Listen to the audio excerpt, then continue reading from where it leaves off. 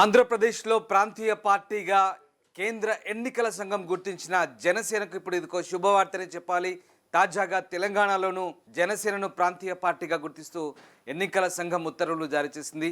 కేంద్ర ఎన్నికల సంఘం ఇచ్చిన ఉత్తర్వుల అనుగుణంగా ఏపీలో ప్రాంతీయ పార్టీగా గుర్తించినప్పుడు తెలంగాణలో కూడా తమను ప్రాంతీయ పార్టీగా గుర్తించాలంటూ ఆ పార్టీ లీగల్ సెల్ కేంద్ర ఎన్నికల సంఘానికి విజ్ఞప్తి చేయడం, తద్వారా రాష్ట్ర ఎన్నికల సంఘానికి కూడా ఆ పార్టీని గుర్తించమంటూ ఆదేశాలు జారీ చేయడంతో దీనికి సంబంధించిన ఉత్తర్వులు అయితే వెలువడ్డాయి.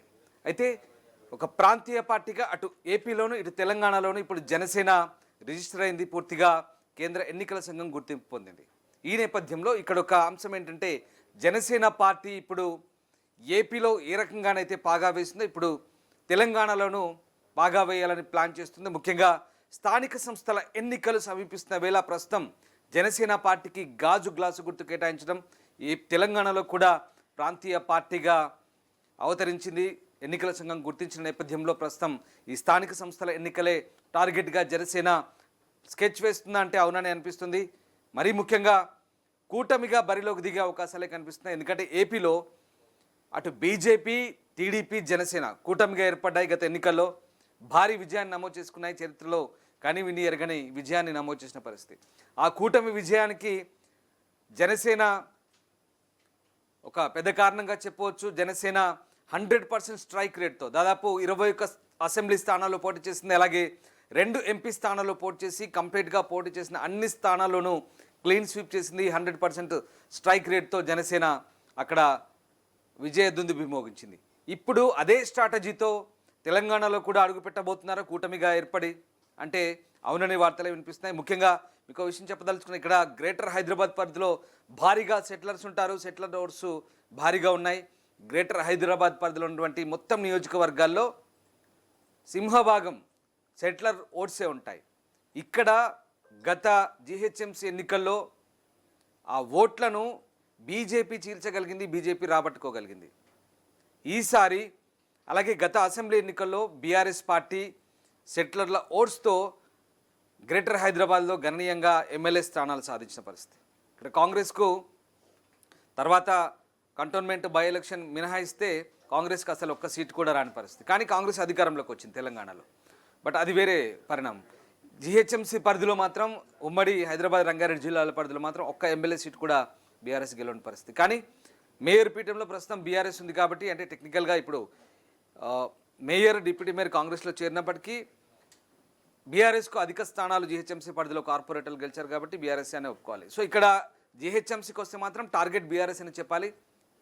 టీడీపీ, జనసేన, బీజేపీ గత జిహెచ్ఎంసీ ఎన్నికల్లో బీజేపీ 48 సీట్లు సాధించింది కార్పొరేషన్ ఎన్నికల్లో. ఈసారి కనుక జట్టు కడితే జనసేన, బీజేపీ, టీడీపీ మళ్ళీ కూటమిగా స్థానిక సంస్థల ఎన్నికలతోనే మళ్ళీ తెలంగాణలో పాగా వేసే ఆలోచనలో ఉన్నారంటే అవుననే అనిపిస్తుంది. ముఖ్యంగా స్థానిక సంస్థల ఎన్నికలు సమీపిస్తున్నాయి. జిహెచ్ఎంసీ ఎన్నికలు ఇంకా సమయం ఉంది. కానీ దానికంటే ముందే ఎంపీటీసీ, జడ్పీటీసీ ఎలక్షన్లు ఉన్నాయి. తెలంగాణ రాష్ట్రంలో సర్పంచ్ ఎలక్షన్ ఉన్నాయి. సరే, సర్పంచ్ ఎలక్షన్లకు సింబల్తో పని లేదు ఇక్కడ. కానీ ఎంపీటీసీ, జడ్పీటీసీ స్థానిక సంస్థల ఎన్నికలకు సంబంధించి గాజు గ్లాస్ గుర్తుతో కనుక పోటీ చేయాలనుకుంటే కనుక కూటమిగా ఏర్పడి పోటీ చేస్తారా లేదా విడిగా పోటీ చేస్తారా జనసేన అని మాత్రం ఒక ఆసక్తికర అంశం. అయితే ఆ పార్టీ లీగల్ సెల్ మాత్రం తమను తెలంగాణలోనూ గుర్తించమని ఎన్నికల సంఘాన్ని కోరడం, వెనువెంటనే మొన్న గురువారం నాడు ఉత్తర్వులు జారీ చేయడం ఇదంతా జరిగిపోయింది. అంటే ఇప్పుడు గాజు గ్లాస్ గుర్తుతో అధికారికంగా జనసేన తెలంగాణలో పోటీ చేసే అవకాశం దక్కింది. బ్యాలెట్ పేపర్లో గాజు గ్లాస్ గుర్తు జనసేన పార్టీ అని క్లియర్గా అధికారికంగా ఉంటుంది. సో ఆ రకంగా జనసేనకు గుర్తింపు పొందిన పార్టీగా ఇప్పుడు తెలంగాణలోనూ పోటీ చేసే అవకాశం ఉంది. బట్ ఇక్కడ జెడ్పీటీసీ, ఎంపీటీసీ ఎన్నికల్లో పోటీ చేస్తారా అంటే దాని గురించి అయితే ఎలాంటి స్పష్టత లేదు. అలాగని జిహెచ్ఎంసీ ఎన్నికల్లో పోటీ చేయబోతారు కూటమిగా అనేది మాత్రం కూడా ఒక ఊహాగానమే. ఖచ్చితంగా జిహెచ్ఎంసీలో జనసేనకు పట్టుంది. పవన్ కళ్యాణ్ అభిమానులు ఉన్నారు. అంతకు మించి ముఖ్యంగా హైదరాబాద్ కోర్ ఏరియాలో అలాగే జిహెచ్ఎంసీ ఉమ్మడి హైదరాబాద్ రంగారెడ్డి పరిధిలో సెటిలర్స్ ఓట్స్ ఎక్కువ ఉన్నాయి. సో తద్వారా ఇటు టీడీపీ, జనసేన, బీజేపీ ఖచ్చితంగా గణనీయమైన ఓట్లు రాబట్టే అవకాశం ఉంది. సీట్లు కూడా కొట్టే అవకాశం ఉంది.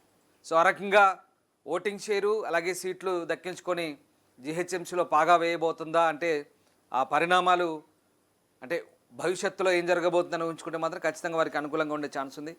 ఎందుకంటే అక్కడ గ్లాస్ గుర్తుతో సక్సెస్ అయింది కాబట్టి అది అక్కడ జనాల్లో నోటీస్ అయింది, రికగ్నైజ్ అయింది కాబట్టి. సో సెటిలర్స్ ఇక్కడ ఉన్నారు కాబట్టి చాలామందికి ఇంకా వెల్ నోన్ సింబల్ కాబట్టి ఈజీగా జనసేన ఇక్కడ గెయిన్ చేయగలదనే అభిప్రాయాలు అయితే వ్యక్తమవుతున్నాయి. సో ఆ రకంగా ఇప్పుడు జనసేన పార్టీ మొత్తం మీద తెలంగాణలో కూడా మార్గం సుగమమైందని చెప్పొచ్చు. నేను మీకు ఒకసారి క్లియర్గా అంటే ఏం జరుగుతుంది, ముఖ్యంగా జనసేనకు సంబంధించి ఎలాంటి క్యాలిక్యులేషన్స్ ఉన్నాయో ఒకసారి మీకు నేను చెప్పే ప్రయత్నం చేస్తాను క్లియర్గా. క్లియర్గా ప్రస్తుతం జనసేన అక్కడ ఏపీలో 21 అసెంబ్లీ అలాగే 2 పార్లమెంటు అంటే ఎంపీ, రైట్, ఇక్కడ ఎమ్మెల్యే ఎంపీ 21, ఇది కంప్లీట్గా 100% స్ట్రైక్ రేట్తో ఫుల్ సక్సెస్లో ఉంది అక్కడ. అంటే ఆ పోటీ చేసిన 21 అసెంబ్లీ 2 ఎంపీ స్థానాలు పూర్తి స్థాయిలో 100% స్ట్రైక్ రేట్ సాధించింది. కంప్లీట్గా ఒక రాజకీయ పార్టీ చరిత్రలో బహుశా ఇండియాలో ఇంత గణనీయమైన విజయం సాధించడం ఇదే గొప్ప అని చెప్పుకోవచ్చు. ఒక రకంగా జనసేనాని చాలా సంవత్సరాల తర్వాత ఆ రకంగా పార్టీని ముందుకు తీసుకెళ్ళగలిగాడు. సరే, కూటమిగా ఏర్పడ్డాయి అక్కడ మీకు తెలిసిందే. టీడీపీ అలాగే బీజేపీ జనసేన ఈ 3 పార్టీలు అక్కడ ఏపీలో బ్రహ్మాండమైన మ్యాండేట్తో అక్కడ గెలిచిన పరిస్థితి. సో ఇప్పుడు ఇదే కూటమి తిరిగి తెలంగాణలో కూడా రిపీట్ అవుతుందా అంటే మనకు సో ఇది ఇక్కడ కంప్లీట్గా ఇక్కడ జీహెచ్ఎంసీలో కనుక ఆ ఫార్ములా షేరింగ్ ఉంటే కనుక ఖచ్చితంగా మళ్ళీ ఆ స్థానాలు దక్కించుకునే అవకాశాలు మనకు కనిపిస్తున్నాయి.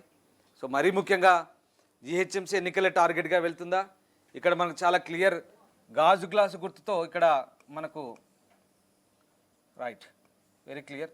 సో ఇది జనసేన పార్టీ సింబల్ గాజు గ్లాసు గుర్తు కాబట్టి ఈ సింబల్తోనే మరి ఈసారి అధికారికంగా ఎన్నికల సంఘం ఆ గుర్తును కేటాయించింది కాబట్టి తెలంగాణలో ఆ ఛాన్స్ ఉంది.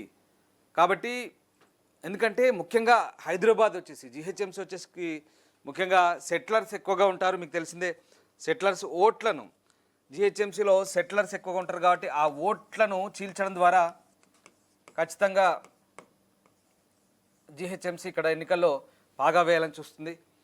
సో మొత్తం అన్ని స్థానాల్లో కనుక పోటీ చేస్తే అంటే అట్లీస్ట్ కార్పొరేషన్లో కంప్లీట్గా పోటీ చేసిన అన్ని స్థానాల్లో ఇక్కడ మనకు అధికార కాంగ్రెస్ అలాగే బీఆర్ఎస్ ఈ 2 పార్టీలను ఈ కూటమి కనుక దెబ్బతీయాలంటే చాలా అంతే ఈ సులువేం కాదు. కానీ ఒకవేళ కూటమిగా ఏర్పడితే మనకు తెలిసిందే బీజేపీ మీకు ఇందాక చెప్పాను జీహెచ్ఎంసీలో గట్టి పట్టున్న పరిస్థితి ఉంది. అలాగే తెలుగుదేశం పార్టీ ఓట్ బ్యాంక్ కూడా ఉంది. చెప్తున్నాను మళ్ళీ settlers Janasena. So obviously AP combination ఇక్కడ రిపీట్ అయితే మరి ఎంతవరకు సక్సెస్ అనేది చూడాలి. ఎందుకంటే అధికార పార్టీని ప్రతిపక్ష బీఆర్ఎస్ని ఈ రెండింటినీ తోసి ఈ కూటమి ముందుకు వెళ్ళాలి, ఫలితాల పరంగా అనూహ్యంగా విజయం సాధించాలంటే కనుక నిజంగా అది అనూహ్యమే అవుతుంది. ఒకవేళ అలా జరిగితే కనుక అది ఇప్పుడే మనం ఊహించని పరిణామం. సో ఏం జరుగుతుందని చెప్పలేం. బట్ ఎనీ కాస్ట్ మొత్తం మీద అయితే ప్రస్తుతానికి జీహెచ్ఎంసీలో ఎన్నికల బరిలో దిగేందుకే ఇదంతా సంసిద్ధమవుతుంది ఆ పార్టీ అని చెప్పవచ్చు. ఏదేమైనా ప్రస్తుతానికైతే జనసేనకు గాజు గ్లాస్ గుర్తయితే కేటాయించింది ఎన్నికల సంఘం. ఇప్పుడు ప్రాంతీయ పార్టీగా అది ఆల్రెడీ కేంద్ర ఎన్నికల సంఘం గుర్తించింది. ఏపీలో ప్రాంతీయ పార్టీ, ఇప్పుడు తెలంగాణలోనూ గుర్తింపు పొందిన రాజకీయ ప్రాంతీయ పార్టీ కాబట్టి తెలంగాణలోనూ అధికారికంగా ఇక పోటీ చేసే వెసులుబాటు అయితే కలిగింది. ఒక రకంగా ఇది జనసేనకు గుడ్ న్యూస్ అని చెప్పాలి, జనసేన అభిమానులకు గుడ్ న్యూస్ అని చెప్పాలి. ఇక నుంచి జనసేన బీఫామ్ నుంచి పోటీ చేస్తే గాజు గ్లాస్ గుర్తుతోనే ఏదైనా కూడా కార్పొరేషన్ కానీ మున్సిపాలిటీ కానీ ఎంపీటీసీ జెడ్పీటీసీ జిల్లా పరిషత్ మండల పరిషత్ పోటీ చేసే అవకాశం ఉంది. సో ఆ రకంగా జనసేన క్యాడర్ బహుశా ఇక నుంచి ఇక సంసిద్ధమవుతుందని అనుకోవాలి మనం. ఎందుకంటే పవన్ కళ్యాణ్ ఆల్రెడీ చెప్పారు తెలంగాణలోనూ ఇక నెమ్మదిగా సమయానుకూలంగా మేము తెలంగాణలోనూ పోటీ చేసే అవకాశం ఉందన్నారు. కాబట్టి మేబీ ఇప్పుడు ఆ ఛాన్స్ ఉండొచ్చు. ఉంటే కనుక కూటమిగానే ఉండొచ్చు, బీజేపీ టీడీపీ కాంబినేషన్లోనే ఉండే అవకాశం ఉంది. మొన్న అసెంబ్లీలో కూడా అలాగే పొత్తులో పోటీ చేశారు. సో అంటే ఇక్కడ టీడీపీ చేయలేదు, బట్ బీజేపీతో పొత్తులో భాగంగా మొన్నటి అసెంబ్లీలో చేశారు.